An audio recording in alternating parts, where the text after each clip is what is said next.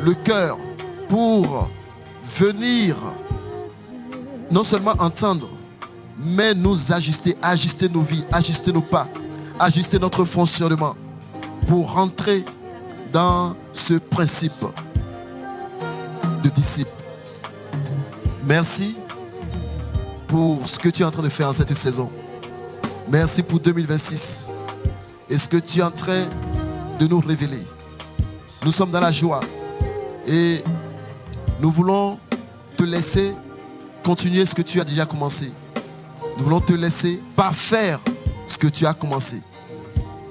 En toutes choses, que nos vies servent à glorifier ton nom. Que nos vies servent à révéler ta gloire. Que nos vies servent à t'honorer. Merci pour cette journée. Merci pour ce culte. Merci pour mon frère et ma soeur ici présents. Nous voulons te souhaiter la bienvenue en ce moment par nos acclamations. Seigneur, prends le contrôle. Sens-toi libre de faire comme on te semble. Viens remplir cette salle. Que ta présence soit manifeste par la puissance de ton esprit. Parle-nous, Seigneur. Touche-nous. Donne-nous de quitter ce lieu en reconnaissant que nous t'avons rencontré. Merci. Que toute la gloire te revienne. Au nom de Jésus. Amen. Amen. Est-ce que quelqu'un peut acclamer, accueillir la glorieuse présence de notre Seigneur en ce lieu? Quelqu'un a compris. Quelqu'un a compris que lorsqu'on acclame, lorsqu'on accueille le Seigneur, on peut pousser des cris de joie. On exprime sa faveur à son égard pour dire que nous acclamons, nous applaudissons des hommes, mais lui, il n'est pas un homme. Lui, il est différent. Il est dans une dimension supérieure. Il mérite tout ce que nous avons de glorieux. Amen. Alléluia. Et puis, tu vas prendre le temps de rendre grâce à Dieu pour l'excellence, pour la majesté, l'homme ou la femme de valeur qu'il a placé à côté de toi ce matin. Donc, tu vas le saluer chaleureusement avec un large sourire. Et j'insiste sur le large sourire. Si ton voisin, si la personne te salue sans sourire, tu vas lui dire, toi tu es suspect. Oui. Il est suspect ou elle est suspecte sans le sourire. Et nous allons laisser nos chantres aussi prendre place. Teila Impact Gospel Choir.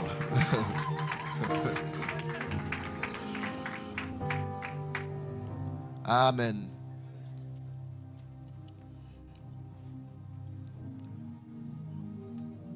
Alors, bonjour encore à toutes et à tous. Et bienvenue à ce culte, bienvenue à ce premier culte. En ce dimanche, deuxième dimanche de février. Et je suis convaincu que si tu es ici, c'est que le Seigneur t'a gardé tout au long de cette semaine. Il t'a protégé, il t'a accordé la grâce et le privilège de pouvoir te tenir debout encore aujourd'hui, en ce début de semaine. Et ça, déjà, c'est un sujet d'action de grâce. Amen. C'est déjà un sujet d'action de grâce. C'est un grand sujet d'action de grâce. Avant d'aller plus loin, je voudrais prendre le temps de rendre grâce à Dieu, comme nous le faisons. Ce n'est pas une routine, c'est la Bible qui le demande. Et je bénis le Seigneur pour nos pères, nos parents spirituels, les personnes de valeur que Dieu utilise pour faire grandir cette famille spirituelle. Nos apôtres, l'apôtre Yvan, ainsi que pasteur Maud, apôtre Yves, ainsi que pasteur Abi, et aussi nos pasteurs ici, en Amérique du Nord, pasteur Célestin, pasteur Renaté. Nous rendons grâce à Dieu, vraiment, pour leur vie. La Bible dit, sachons honorer de tels hommes. C'est ce que la Bible dit. C'est la Bible qui le dit. La Bible dit, sachons honorer de tels hommes. Et nous rendons grâce à leur vie. Nous les honorons et nous prions que le Seigneur leur accorde vraiment de continuer à entendre sa voix afin de conduire son peuple dans la direction qu'il désire. Amen. Que tous les plans de l'ennemi contre leur vie soient voués à l'échec et que Dieu les préserve, que Dieu leur accorde vraiment de vivre longtemps pour récolter les fruits de leurs œuvres. Amen.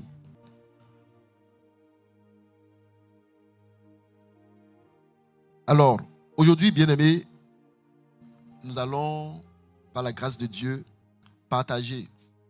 échanger, partager un message. Et ici en local, on ne va pas être connecté. Et ce message, en réalité, c'est juste une continuité de ce que nous avons commencé à voir depuis quelques temps. Vous savez que depuis le début de l'année, on a commencé à parler de disciples, de disciples-là. Et on a parlé donc en janvier de l'importance, avec le pasteur Yvan, déjà dès le 1er janvier, on est rentré donc sur cette thématique-là, donc de devenir disciple. Et on a vu ensemble ici, il y a quelques semaines, pourquoi est-ce que c'est important de devenir disciple à partir de cette année. Et par la suite, nous avons même parlé de comment est-ce que tu fais pour devenir disciple de Jésus-Christ. Amen. Nous avons vu que, je suis dans les rappels, nous avons vu que être chrétien, être croyant, être chrétien, c'est bien beau, mais ce n'est pas ce que Jésus attend de nous. Tu commences toujours d'abord à croire. Il y a un premier jour de ta vie où tu crois en Jésus-Christ, où tu décides de le suivre et ton histoire avec Jésus commence ce jour-là. Le jour où tu comprends que Dieu, par la puissance de ton esprit, te met dans le cœur la conviction que ta vie ne s'arrête pas sur cette terre. Il y a un jour où tu comprends que après cette terre, il y a quelque chose, il y a une autre vie qui continue. Oui, tout ne s'arrête pas ici. Si tu as toujours pensé que tout s'arrête ici, alors bien-aimé, je vais te dire que vraiment, il y a des choses que tu dois encore comprendre. Il y a des choses que je prie que Dieu te fasse comprendre. Tout ne s'arrête pas ici. Ici, nous ne sommes que donc de passage. Nous sommes de passage. Cette terre, c'est juste un passage. Nous sommes dans le temps. Mais il y a ce qu'on appelle l'éternité. Et tu es appelé à vivre dans l'éternité. En réalité, tu es venu de l'éternité. Tu es venu sur la terre pour un temps et tu vas repartir à l'éternité. Et donc, tu dois comprendre que tu ne peux pas juste t'arrêter à ce que tu vois. Tu ne peux pas juste t'arrêter donc à ce que tu vis actuellement. Tu ne peux pas juste banaliser au fait. Tu ne peux pas juste vivre ta vie n'importe comment. Voilà mon point. Parce que vivre ta vie n'importe comment, ça t'emmène à, ça t'emmène à mettre en péril ton éternité. Or, ton éternité est plus long que le temps que tu vas passer sur la terre. Le temps que tu vas passer sur la terre, c'est une infime. Les quelques 100 ans sont une infime partie de ton éternité. Or, donc, tu ne voudrais certainement pas, bien-aimé, tu ne voudrais certainement pas brader ton éternité. Non, tu ne voudrais certainement pas. Il y a quelqu'un qui a bradé sa destinée avec un pot de lentilles. Non, tu ne voudrais pas faire ça. Et en plus, bon, lui, c'est juste, ça a été juste. Tu ne voudrais certainement pas brader ton éternité. Ton éternité est plus importante que les 100 ans que tu vas partir sur la terre. Voilà pourquoi, lorsque Dieu t'accorde la grâce, un jour, sur ton existence, lorsque Dieu t'accorde la grâce de comprendre qu'il y a une vie après cette vie, lorsque Dieu t'accorde la grâce de comprendre que tout ne s'arrête pas ici, que oui, c'est vrai que tu vas vivre sur la terre, mais le plus important, c'est où est-ce que tu vas continuer après ton passage sur la terre. Lorsque tu le comprends, lorsque tu prends conscience de cela, alors tu es obligé de décider de vivre d'une certaine manière. Tu es obligé de payer un certain prix pour ajuster ta vie. C'est un peu comme quelqu'un qui va dans un miroir, qui voit qu'il y a un problème donc, dans sa face, dans son visage, qui décide de corriger. Lorsque tu vois qu'il y a un problème, tu ne te retournes pas et donc tu ne sors pas comme ça donc de ta maison en laissant le problème qu'il y a dans le visage. Le miroir te dit, il y a un problème. Donc tu décides de corriger le problème avant de sortir. C'est la même chose. Le jour où tu prends conscience qu'il y a une vie, il y a quelque part que tu vas devoir aller après cette vie. Il y a quelque part où tu vas devoir passer ton éternité. Lorsque tu prends conscience que tout ne s'arrête pas ici, Si tu vivais d'une manière bizarre, si tu vivais d'une manière qui n'est pas, disons, acceptable selon la parole de Dieu, tu décides toi-même de te réajuster. Tu te dis, bon, là, la vie que je mène, ce n'est pas garanti que ça va m'amener à la fin de cette vie. Ce n'est pas garanti que je vais aller au bon endroit. Alors, je prends une décision. Je prends une décision de m'arrêter, d'ajuster ma vie et de commencer par marcher conformément à ce qui est écrit, de sorte que je commence maintenant à préparer mon futur, parce que tout peut arriver, comme on le sait. Du jour au lendemain, il se pourrait que quelque chose arrive et que je quitte cette terre. Alors, il ne faudrait pas que ce soit trop tard. Je préfère commencer maintenant par m'ajuster. Je préfère commencer maintenant par me préparer. Et lorsque tu décides, lorsque tu prends cette décision, là, tu commences par faire ce que tu dois faire. Tu commences par regarder à la parole. Tu commences par regarder qu'est-ce que la parole dit, qu'est-ce qu'il faut faire. Et donc, je disais que il y a un moment où chacun d'entre nous, nous avons fait ce constat, où par la puissance du Saint-Esprit, parce que, bien aimé, c'est pas la puissance du Saint-Esprit, c'est le Saint-Esprit qui t'amène à comprendre cela. C'est le Saint-Esprit qui opère en toi cette prise de conscience. Et donc, lorsqu'il met en toi cette conscience, tu décides, et là, tu comprends que, il y a un chemin. Il y a un seul chemin. Il y a un seul chemin qui t'aide à préparer ton futur. Il y a un seul chemin, en tout cas, qui a été révélé aux hommes. Parce que c'est une révélation. Il y a un seul chemin que Dieu a révélé aux hommes, qui aide les hommes à se préparer pour l'après. Quel est ce chemin? La Bible nous enseigne que ce chemin, c'est Jésus. Il dit, je suis le seul chemin qui amène vers le Père. Je suis le chemin, la vérité et la vie. En dehors de moi, il n'y en a pas d'autre. Il dit, tous les autres là, tout ce que vous entendez à gauche, à droite, que le monde propose, parce que nous en connaissons beaucoup, la Bible dit que c'est des chemins qui ne nous amènent nulle part. C'est du fake. Dis avec moi, c'est du fake. Le seul et véritable chemin, il dit, c'est celui que Jésus-Christ est venu nous montrer. Et lorsque tu as compris cela, lorsque le Saint-Esprit te donne cette conviction, il imprime cela dans ton cœur. Il dispose ton cœur à accepter cette vérité. Voilà pourquoi il dit que ce n'est pas vous qui m'avez choisi, c'est moi qui vous ai choisi. Parce que c'est moi qui ai mis en vous cette conscience. C'est moi qui ai mis en vous cette compréhension et cette décision de marcher avec moi. Ce n'est pas toi, par ton intelligence, que tu as. C'est pas toi qui as vu que, oh non, ma vie elle n'est pas bonne. Non, maintenant je veux suivre Jésus comme si c'était une faveur que tu lui faisais de le suivre. Non. Il dit, c'est lui qui a mis cette conscience en toi. C'est lui qui t'a appelé. Il t'a appelé avant même la fondation du monde. Avant même que tu ne sois là où tu es aujourd'hui. Il t'avait déjà connu. Il avait prévu qu'à un certain moment, tu aurais cette conscience. Et il viendrait un jour où tu aurais cette compréhension, où tu aurais cette conscience que tu ne peux pas continuer à vivre ta vie pareil, de cette façon, et que tu vas devoir t'arrêter pour le suivre. C'est lui qui avait déjà planifié cela. Amen. Et donc, je disais que il fut un jour où toi et moi, nous avons compris cette vérité. Et nous avons décidé de marcher avec lui. Nous avons décidé de croire en lui. Nous avons cru en sa parole. Nous avons cru en ce que la Bible dit, qu'il est venu sur la terre, il est mort, il est ressuscité pour nos péchés. Et désormais, il est monté vers le trône de Dieu. Il est assis à la droite de Dieu. D'où il intercède pour nous tous. Et tu as cru aussi au fait qu'il viendra un jour où il viendra. Il viendra dans son contexte triomphal. Il viendra un jour. Il viendra pour le jugement.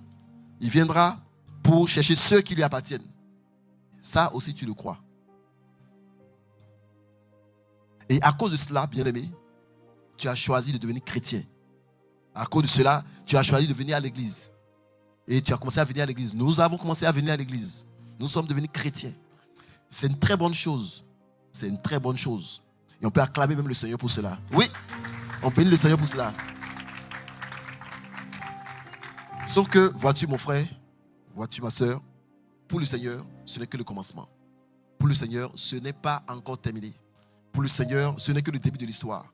Pour le Seigneur, c'est une bonne chose, mais ça ne réjouit pas encore son cœur. Dieu t'attend à un autre niveau. Pour Dieu, ce n'est que le début. Dieu attend que tu grandisses maintenant. Dieu attend maintenant que tu commences à garder sa parole et que tu rentres dans ce qu'on appelle le processus de discipulat. C'est quelque chose, c'est un enseignement, c'est une vérité que, en général, on n'enseigne pas. C'est une vérité que, dans beaucoup d'églises, dans beaucoup de religions qui se disent chrétiennes, on n'enseigne pas. Pourtant, c'est la vérité biblique. Pourtant, c'est ce que Dieu attend. Pourtant, c'est ce que Jésus veut voir se manifester dans ta vie et dans ma vie. Pourquoi? Parce que tant et aussi longtemps que tu n'es pas devenu un vrai disciple, tu ne vis pas la parole de Dieu. Je répète, tant et aussi longtemps que tu n'es pas devenu un vrai disciple, tu ne vis pas la parole de Dieu. Tant et aussi longtemps que tu n'es pas devenu un vrai disciple, tu marches avec la parole, tu poses des actes où tu opères avec la parole comme tu le peux, mais force est de constater que dans la vie réelle ou dans ta vie réelle, beaucoup de choses ne se conforment pas à la parole. Beaucoup de choses ne démontrent pas que tu es un disciple de Jésus-Christ. Et ça devient frustrant. Ça devient frustrant pour nous tous. Ça devient frustrant et on se pose la question, est-ce la parole qui a un problème ou c'est nous qui n'avons pas bien compris quelque chose?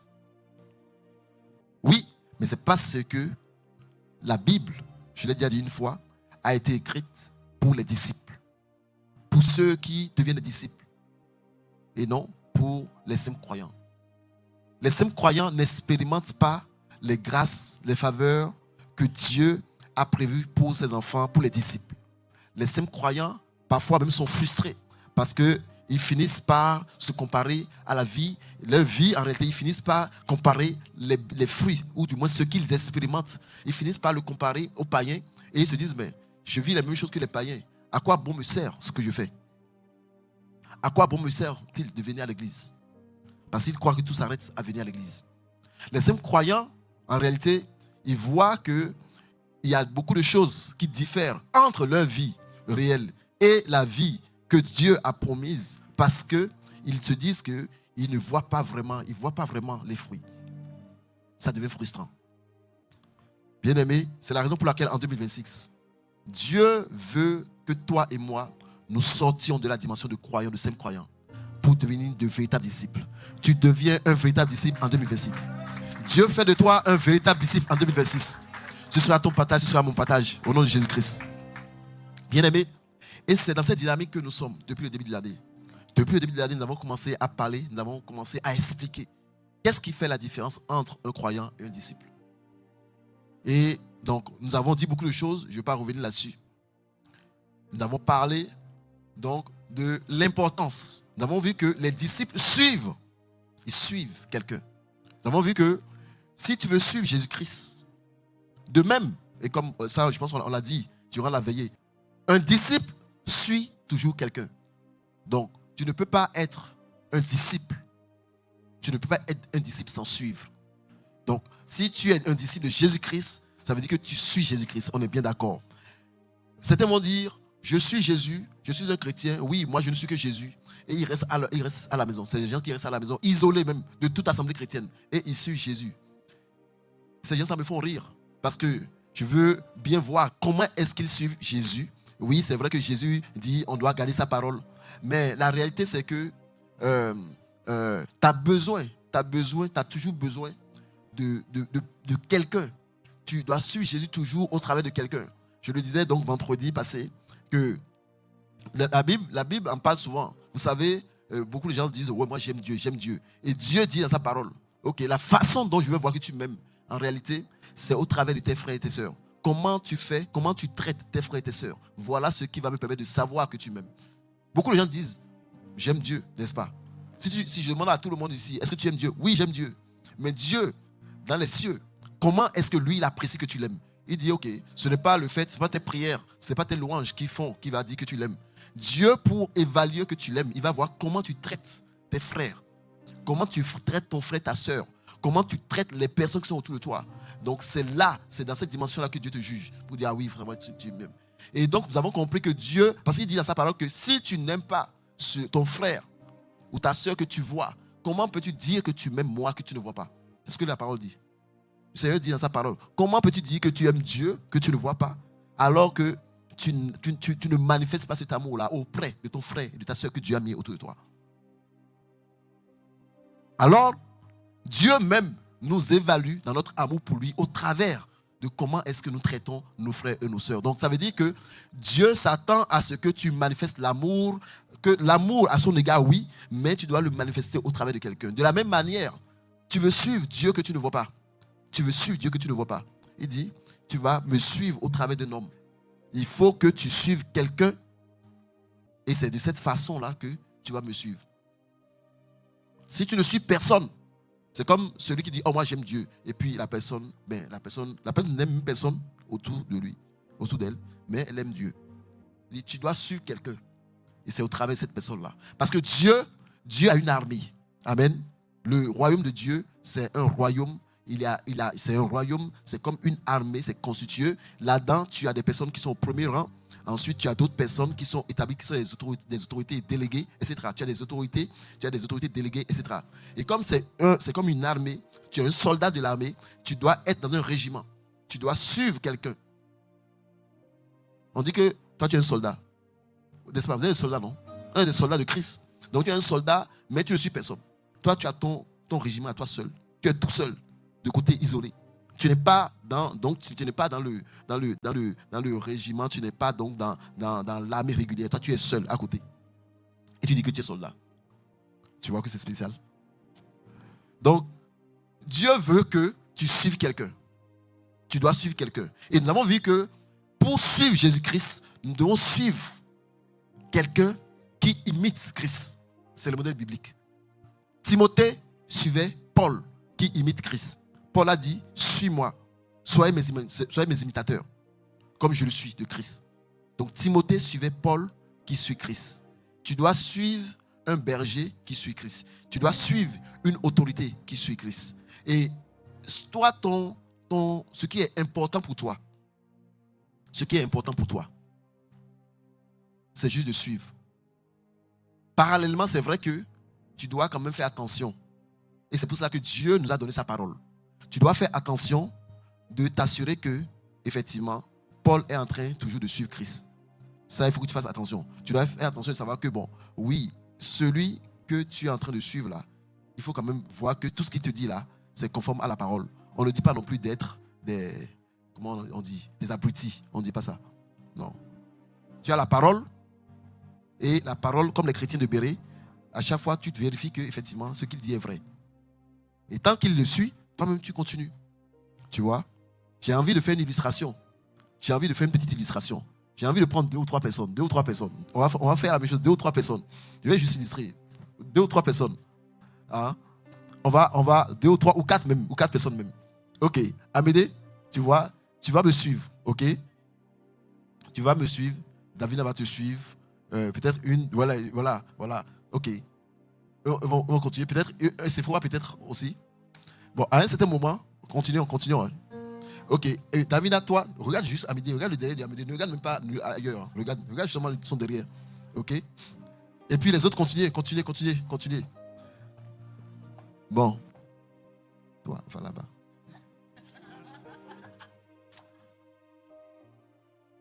Bon, voyez-vous, Sephora, toi, viens. Continue. Ok, vous voyez qu'est-ce qui s'est passé? Il s'est fait que moi, j'avais une destination, n'est-ce pas? Il s'est fait que derrière moi, il y avait quelqu'un qui me suivait. Mais à un certain moment, cette personne-là, elle est partie dans une autre voie. Sephora, en réalité, elle m'a suivi. Pourquoi? Parce que elle s'assurait que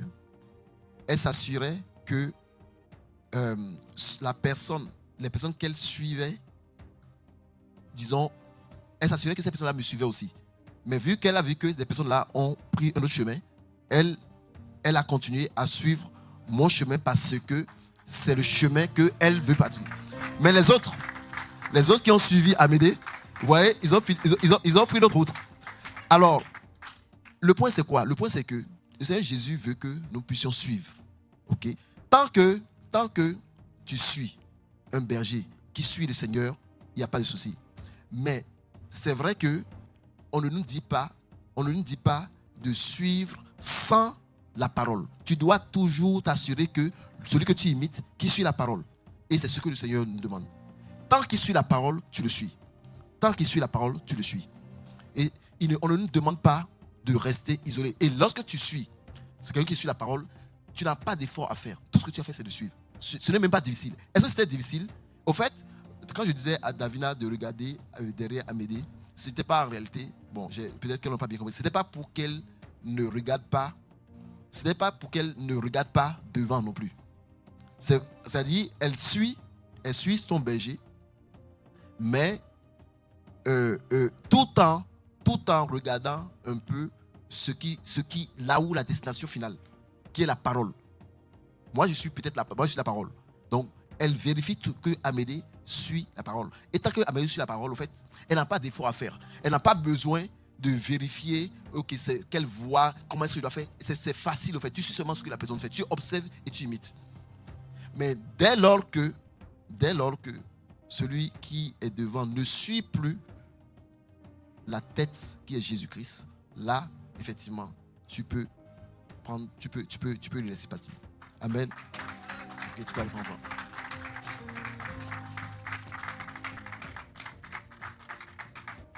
Alors, nous avons parlé, nous avons vu comment suivre, l'art de suivre.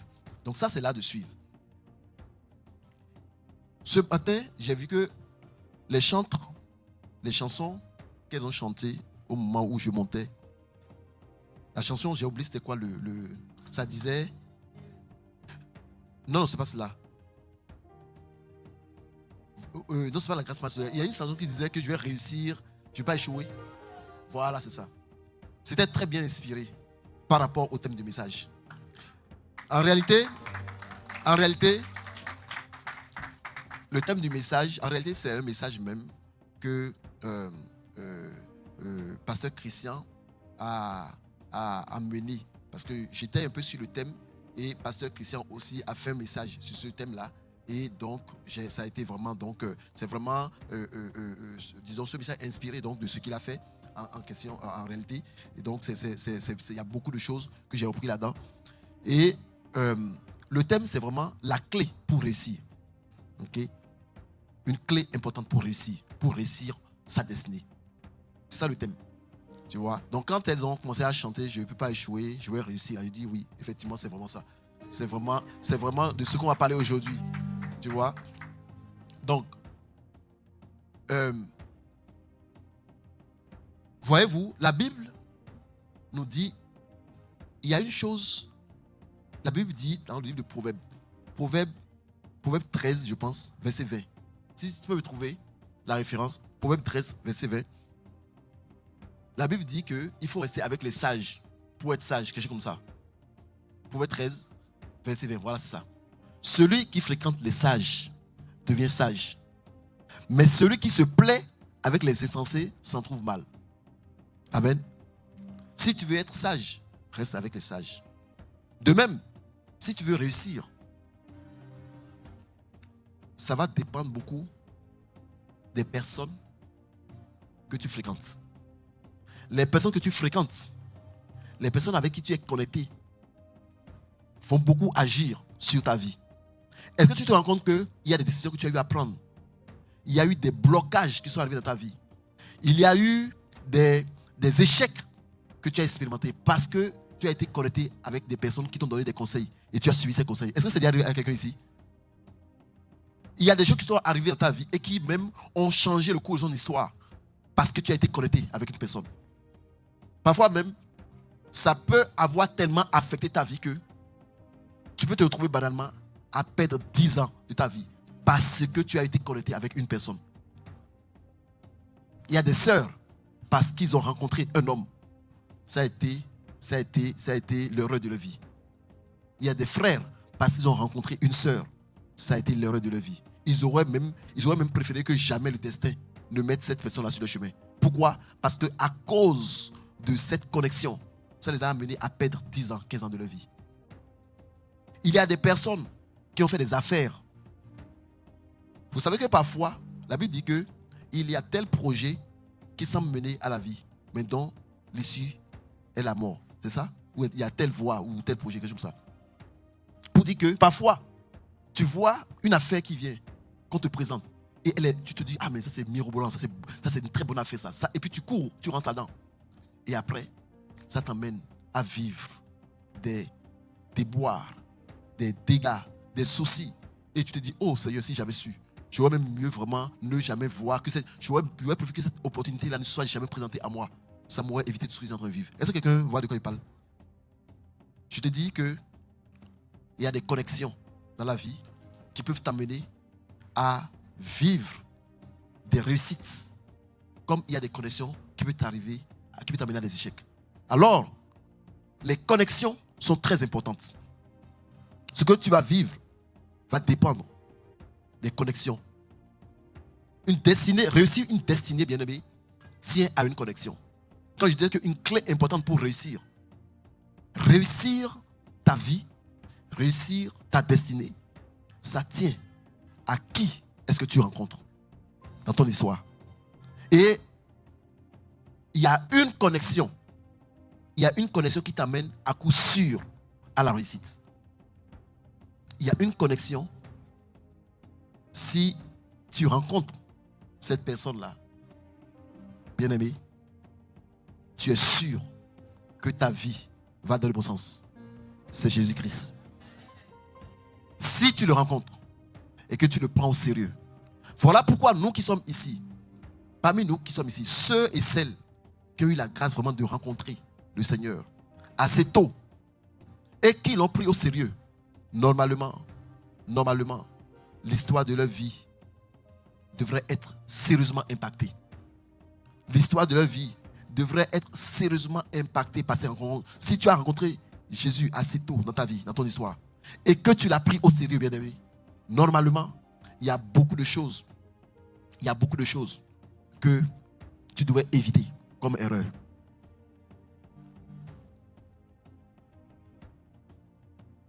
Mais au-delà de le rencontrer, il ne suffit pas, je me suis rendu compte qu'il ne suffit pas juste de le rencontrer. Encore faudrait-il le suivre. La clé pour réussir, la clé importante pour réussir ta destinée, c'est de pouvoir suivre Jésus-Christ. C'est de pouvoir le suivre. Et vous savez, on avait déjà parlé de cela ici hier, pas hier, mais pas le passé. On avait déjà parlé du fait que dans les cieux, vous savez, Dieu est intéressé. La Bible déclare que Dieu parcourt la terre. Je pense que c'est dans le psaume 14, je pense, verset 2. Que les yeux de l'Éternel parcourent la terre pour regarder s'il y en a qui le cherchent. S'il y en a, voilà, pour voir s'il y a quelqu'un d'intelligent qui le cherche, qui cherche Dieu. Dieu est en quête de ceux qui se mobilisent pour ses intérêts. Et Dieu dispose ses ressources, les ressources célestes, pour les personnes qui veulent travailler pour ses intérêts. Amen. Et lorsque c'est comme ça, bien-aimé, si tu veux t'assurer de réussir ta vie, si tu veux t'assurer de réussir ta destinée, si tu veux attirer vers toi naturellement les grâces de Dieu pour que ta vie soit une réussite, qu'est-ce que tu ferais? Sachant que il y a les ressources célestes qui ont été préparées pour ceux et celles qui veulent travailler pour l'intérêt de Dieu, qu'est-ce que tu vas faire? Tu vas t'assurer d'aligner ta vie sur les intérêts de Dieu. Tu vas t'assurer d'aligner ta vie sur les projets de Dieu. Tu vas t'assurer de faire en sorte que tes projets personnels soient conformes, qu'ils soient alignés sur les projets des cieux. Est-ce que quelqu'un me suit? Est-ce que c'est normal, ça, du sens ce que je dis? De même que, on a dit que, vous savez, lorsque vous êtes dans la ville, parfois il y a des budgets. Il y a des budgets que la ville vote pour venir en aide à certaines personnes. Vous savez ça? Vous savez que souvent dans la ville ou même dans le pays, il y a parfois des subventions gouvernementales. Il y a des budgets qui sont prévus pour certains types de projets ou pour certaines catégories de personnes. Et lorsque tu veux avoir cette subvention ou ces projets-là, ou lorsque tu veux avoir une partie de ces budgets, tu t'arranges pour créer un projet. Tu crées un projet qui va dans le sens de la subvention et tu vas soumettre le projet à la ville ou tu vas soumettre le projet au gouvernement. Et quand ton projet, on voit que, oh oui, le projet s'aligne aux objectifs qui ont été prévus pour ces subventions, ben là, on peut t'accorder une partie de subvention. Et c'est une stratégie que beaucoup de gens utilisent pour lancer des entreprises. Si tu veux lancer une entreprise, par exemple, dans le domaine de l'écologie, par exemple, tu vas aller faire une recherche au gouvernement. Tu regardes, c'est quoi les subventions qui sont prévues pour, dans le domaine de l'écologie, par exemple, dans le domaine de l'environnement. Et tu regardes c'est quoi, qu'est-ce qui a été écrit, donc quelles sont les conditions que les projets ou les entreprises doivent remplir pour avoir ces subventions. Et c'est simple. Toi-même, tu crées une entreprise, tu t'arranges pour monter quelque chose qui va dans le sens et tu soumets maintenant ta demande de subvention. Et voilà, c'est comme ça que tu peux avoir une subvention. Et beaucoup de gens utilisent cette stratégie-là. C'est la même chose. Si tu veux réussir ta vie, ta destinée, sans trop te casser la tête, tu vas t'assurer que ta vie, les projets principaux de ta vie s'alignent sur ce que Dieu veut accomplir. Et les projets de Dieu sont dans sa parole. Les projets de Dieu sont tous écrits dans sa parole. Premier point, quels sont les projets de Dieu pour toi et pour moi? Quels sont les projets de Dieu pour toi et pour moi? Dieu veut que, il l'a dit dans sa parole. Il a dit, ce qu'on est en train de dire depuis le 1er janvier. Il a dit la même chose à tous les disciples qu'il a choisis. Dieu veut que tu deviennes son disciple. Jésus veut que tu deviennes son disciple. Il a dit, suis-moi, viens et suis-moi. Donc, un projet de Dieu pour toi et pour moi, c'est que tu deviennes son disciple. Et tu deviens ton disciple en suivant quelqu'un. Quelqu'un qui le suit, quelqu'un qui l'imite. Il faut que tu aies un modèle. Nous, ici, par la grâce de Dieu, nous avons un modèle. Notre modèle, Dieu nous a donné un bon berger dans cette famille spirituelle, l'apôtre Ivan. Et nous savons que c'est un homme qui suit, qui imite, qui suit donc Jésus-Christ. Donc à ce niveau-là, nous avons simplement à le suivre. Nous avons simplement à le suivre. Et tu vas le suivre en suivant quelqu'un que lui, il a établi. Est-ce qu'on est d'accord? Tu vas le suivre en suivant quelqu'un. Donc, étant donné que ici, nous travaillons ensemble, nous sommes dans une famille spirituelle ensemble et nous avons des objectifs. Quel est l'objectif pour le quinquennat 2025-2030? C'est quoi l'objectif? Bon, ok. Donc, tu connais cet objectif-là. Est-ce que cet objectif-là est aligné sur la parole de Dieu, oui ou non? Cet objectif est aligné sur Matthieu 28, n'est-ce pas? Matthieu 28, verset 19 à 20, qui dit « Allez faire de toutes les nations des disciples ». C'est ce que Jésus nous a dit. Vous savez que beaucoup d'églises ont des objectifs, ont des visions. Mais parfois, il y en a certains là, leur vision, c'est peut-être... Ce n'est même pas d'aller gagner les âmes. Leur vision, parfois, ça peut être que, voilà, on va bâtir un bâtiment. On va peut-être... on va atteindre peut-être 200 ou 300. C'est pas ça ce que c'est une demande. C'est dit allez gagner les âmes. Allez faire des nations des disciples. Il n'a même pas dit allez gagner. Il n'a même pas dit allez gagner. Il n'a même pas dit ça. Il a dit écoutons bien ce que la Bible dit. C'est le fait de ne pas rester collé aux Écritures qui font que on invente nous-mêmes nos propres objectifs. Regarde ce qu'il dit. Il dit faites des nations des disciples. Il n'a pas dit allez gagner les âmes. Il a dit faites des disciples. Le but, c'est de faire des disciples. Tu vois, c'est de faire des disciples. Et nous sommes bénis d'être dans une église où on parle de faire des millions de disciples. Donc, la vision est alignée sur la parole, sur les projets de Dieu. Ok? Donc, nous allons le suivre. Nous allons le suivre. Et quand tu suis vraiment. Vous savez, parfois là, on est parfois en train de suivre beaucoup de personnes.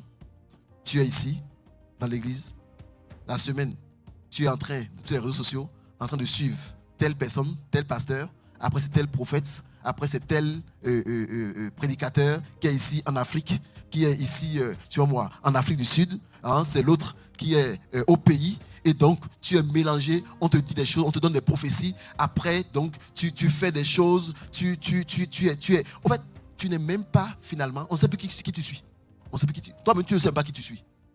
Tu es là dans une église, tu as un pasteur, tu es là dimanche tu viens, la semaine tu es plus avec un autre pasteur, et c'est avec lui que tu communiques, et c'est avec lui même qu'il te donne des prophéties, et puis voilà, parfois même tu contribues même à lui, genre moi, vraiment, et tu es mélangé. Tu es mélangé. Parfois il te donne des enseignements qui viennent même contre ce qu'on te dit, peut-être ici, et tu es embrouillé. Tu es embrouillé. Tu ne suis pas quelqu'un. Dis avec moi, je vais suivre quelqu'un. Je vais suivre Jésus en suivant un berger. Suis un berger. Si tu ne sais pas encore qui tu vas suivre là, prie que Dieu te donne un berger. Et là, maintenant tu as dit, ok là, lui je vais le suivre. Je vais le suivre. Tant qu'il suit Jésus, je vais continuer. Mais il ne faut pas avoir 10 000 bergers que tu suis, parce que ça va t'embrouiller. Ça va te même faire... tu as vu l'illustration, non, tout à l'heure là. Ça va te faire sortir du chemin.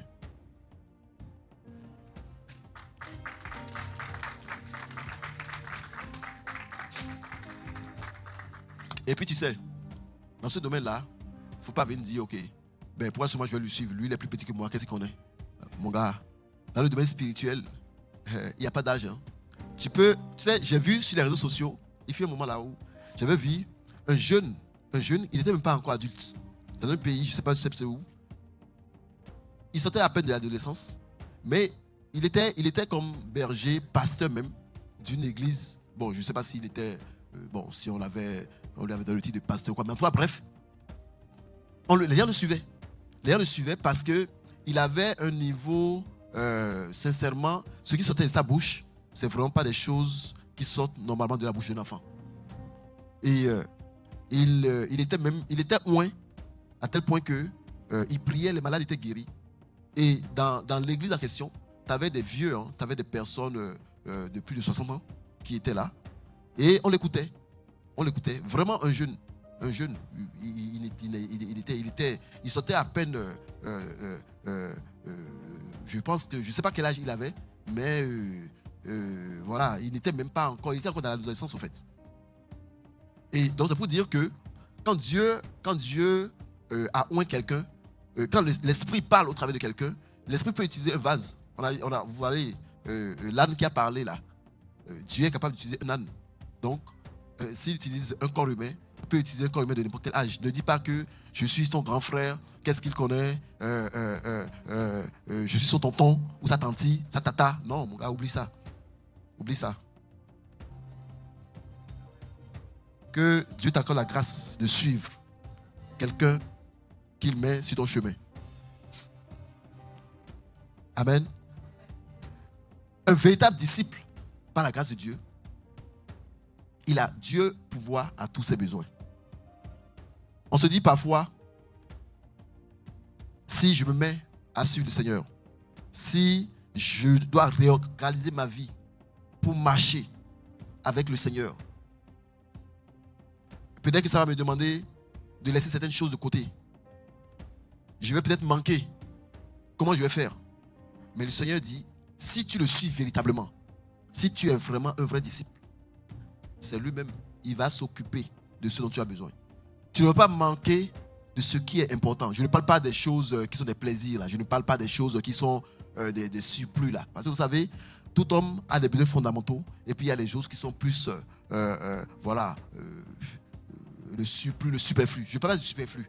Mais ce qui est important, Dieu va permettre que tu puisses l'avoir. Vous vous rappelez quand le Seigneur a envoyé les 70, c'est 70 non, disciples là non, qui les avait envoyés, et puis ils étaient partis. Et puis après il a demandé, quand ils sont revenus, il a dit, mais quand je vous ai envoyé, est-ce que vous avez manqué de quelque chose? Et ils ont dit non, voilà, c'est ça. Il a dit, quand je vous ai envoyé sans bourse, sans sac, sans souliers, avez-vous manqué de quelque chose? Et il répondit rien.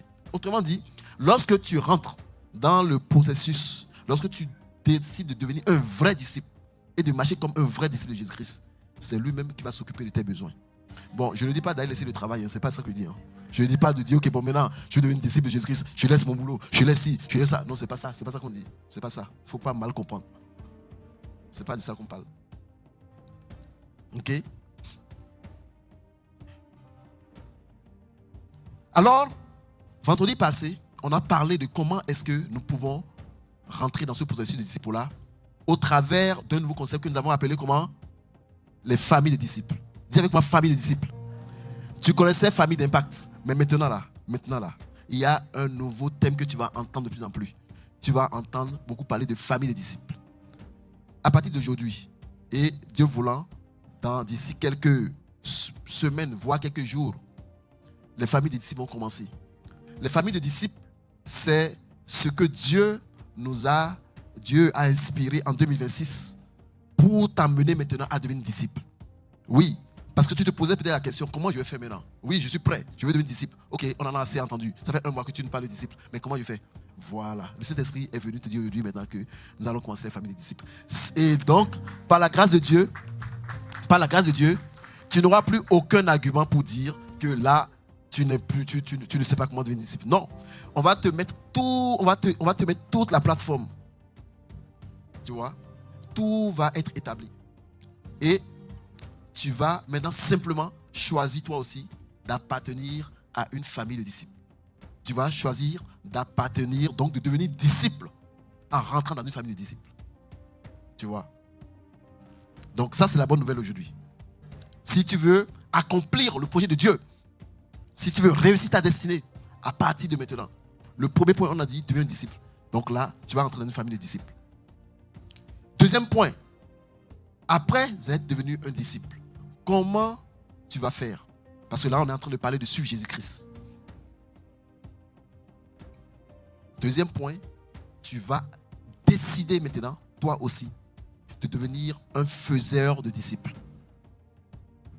Oui, parce que c'est vrai que le Seigneur nous a demandé de devenir des disciples. Mais vois-tu, il a encore donné un commandement aux disciples. Quel est le commandement qu'il a donné aux disciples? C'est le commandement dans Matthieu 28, il dit, allez faire de toutes les nations des disciples. Donc, 1, tu dois d'abord devenir disciple. Ça, c'est le premier point. Mais 2, il te demande d'aller faire des disciples. Donc, toi-même, en 2026, tu vas devenir disciple d'abord, 1. Mais tu vas t'engager toi aussi maintenant à faire des disciples. Tu vois? Parce que là, on veut mettre la Bible en application. On veut mettre la parole en application. On ne veut plus maintenant que le monde des ténèbres trouve raison de nous sur quelque point que ce soit. Et même devant le Seigneur, on ne veut pas rougir. Non, on ne veut plus rougir. On va dire, Seigneur, on a fait tout ce que tu as dit. Et comment tu vas devenir fidèle disciple? Toujours en rentrant dans la dynamique des familles de disciples. Parce que dans les familles de disciples, on va t'apprendre à faire des disciples. Dans les familles de disciples, on va t'apprendre à aller chercher des gens et à les former. Tu vas d'abord être formé toi-même et on va t'apprendre maintenant à former d'autres personnes.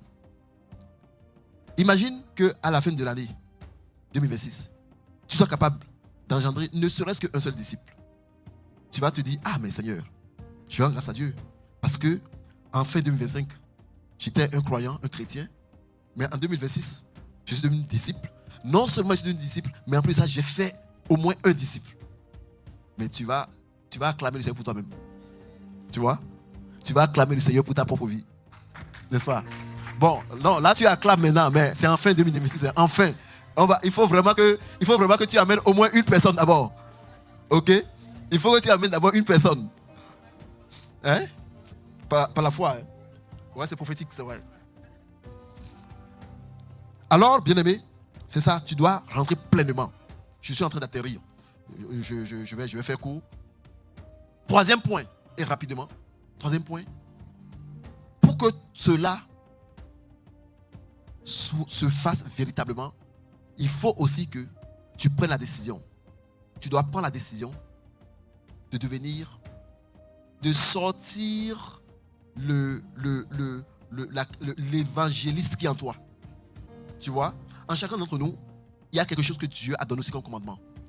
Le commandement, c'est quoi? C'est que tu dois aller témoigner. Tu dois aller annoncer la parole. Ça, c'est le commandement qu'il nous a donné. Et cette année, tu dois décider de devenir la personne qui témoigne. Tu vas décider de témoigner aux grandes masses. Tu peux utiliser tous les moyens que tu veux.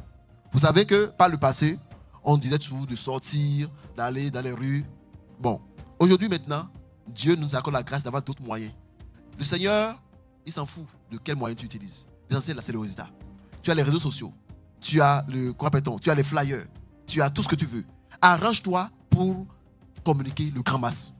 Si tu es quelqu'un des réseaux sociaux, utilise les réseaux sociaux.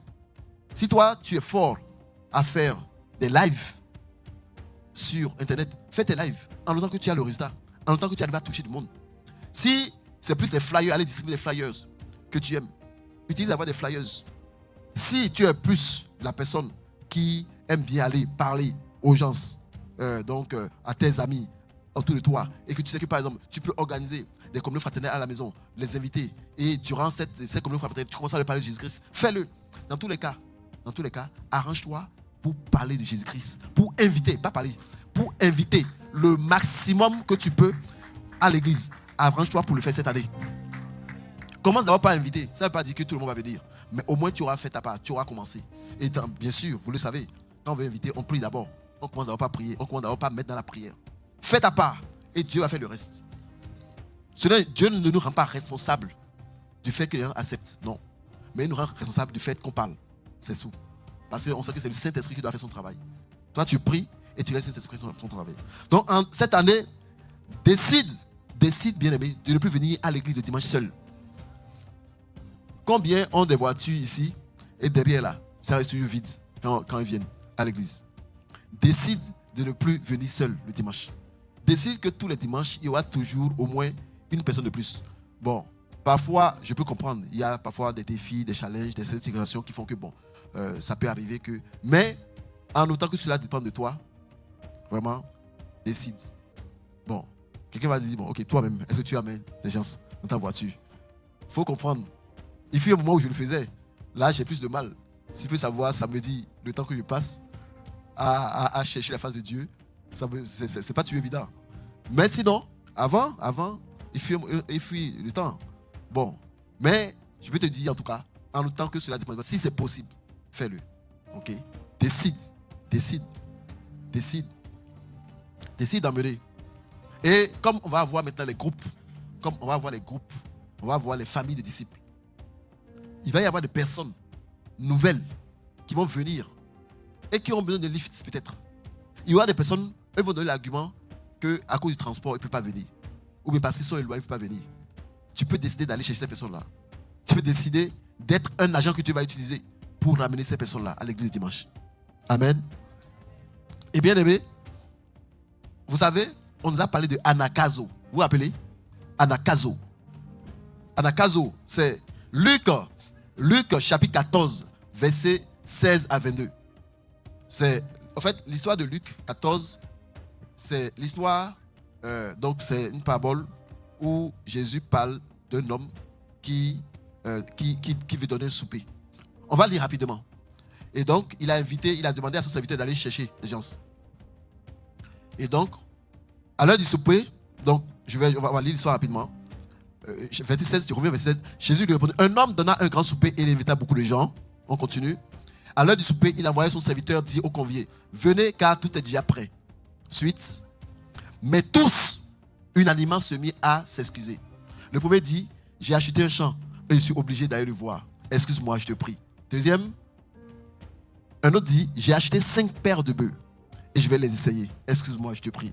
Troisième, un autre, je viens de me marier. C'est pourquoi je ne puis aller. Et après, le serviteur donc est venu rapporter tout cela à son maître. Et le maître de la maison, irrité, dit à son serviteur, va promptement dans les places et dans les rues de la ville et amène ici les pauvres, les estropiés, les aveugles, les boiteux. Verset 22. Le serviteur dit, maître, ce que tu as ordonné a été fait et il y a encore de la place. Continue.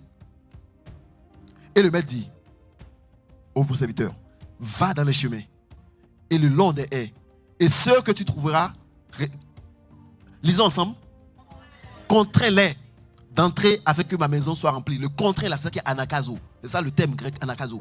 Contrains-les. Donc, ce que le Seigneur veut ici qu'on fasse, c'est qu'on aille contraindre les gens à venir. Oui, il y a des gens qui vont te donner tout type de raisons, tout sortes d'arguments. Oh non, aujourd'hui là, je ne peux pas. Fais tout pour les contraindre. fais tout pour les attirer. Parce que l'ennemi aussi oppose la résistance. Et quand on va pousser, quand on va contraindre les gens à venir, parfois là, ils vont venir première fois, deuxième fois, mais tu seras surpris de voir que certains vont rester, ils vont commencer. Mais si tu n'avais pas exercé cette contrainte, si tu n'avais pas été violent, ils ne seraient pas venus. Tu vois? Donc, la stratégie que le Seigneur nous demande, contrains-les à venir. Contrains-les. Parfois, il faut contraindre les gens. Tu vas essayer une contrainte. Et après, le Seigneur va faire le reste. On va s'arrêter là. On va se tenir debout. Oui, tu peux acclamer le Seigneur. Et tu peux lui demander, tu vas commencer à demander que le Seigneur t'accorde la grâce de pouvoir changer de vie, de changer ta conception, ta manière des choses, qui nous accorde à tous la grâce de nous réajuster pour commencer cette dynamique de disciples, de disciples-là, que nous soyons capables de nous ajuster. À partir de maintenant, nous voulons ajuster nos projets au projet de Dieu, parce que nous avons compris que c'est la clé de la réussite de la destinée. C'est le secret, c'est la clé pour réussir sa vie, pour réussir sa destinée. Ajuster ses projets, ajuster ses plans, ajuster ses business au plan de Dieu, au projet de Dieu.